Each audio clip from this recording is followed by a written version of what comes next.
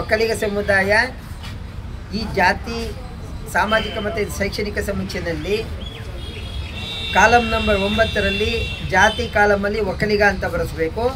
ಉಪಜಾತಿ column 10ರಲ್ಲಿ ಯಾವ ಉಪಜಾತಿಗೆ ಸಂಬಂಧಪಡ್ತೀರಿ ನೀವು, ಗಂಗಟ್ಕಾರ ಒಕ್ಕಲಿಗರಿರ್ಬೋದು, ಮರಸು ಒಕ್ಕಲಿಗರಿರ್ಬೋದು, ದಾಸ ಒಕ್ಕಲಿಗರಿರ್ಬೋದು, ಹಳ್ಳಿಕಾರ ಒಕ್ಕಲಿಗರಿರ್ಬೋದು, ಇದನ್ನು ನೀವು ಉಪಜಾತಿ ಕಾಲಮಲ್ಲಿ ಕಡ್ಡಾಯವಾಗಿ ಬರೆಸಬೇಕು. ಯಾಕಂದರೆ ಇವತ್ತು ಕೇಂದ್ರ ಸರ್ಕಾರದ EWS ಮೀಸಲಾತಿಗಾಗಿ ಇರ್ಬೋದು ಅಥವಾ ಗಂಗಟ್ಕಾರ ಒಕ್ಕಲಿಗರ, ಮರಸು ಒಕ್ಕಲಿಗರ, ದಾಸ ಒಕ್ಕಲಿಗರ ಎಲ್ಲ ಸಂಪ್ರದಾಯಗಳು ಉಳಿಬೇಕು.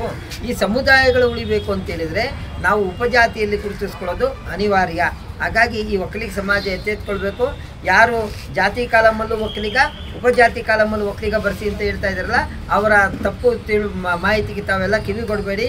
ನಿಮ್ಮ ಉಪಜಾತಿಯನ್ನು ಕಡ್ಡಾಯವಾಗಿ ಗುರುತಿಸ್ಕೊಳ್ಳಿ. ಒಕ್ಕಲಿಗ ಸಮುದಾಯದ ಎಲ್ಲ ಉಪಜಾತಿಗಳ ಅಸ್ತಿತ್ವವನ್ನು, ಸಂಸ್ಕೃತಿಯನ್ನು, ಸಂಪ್ರದಾಯವನ್ನು ಉಳಿಸ್ಕೊಳ್ಳೋಣ.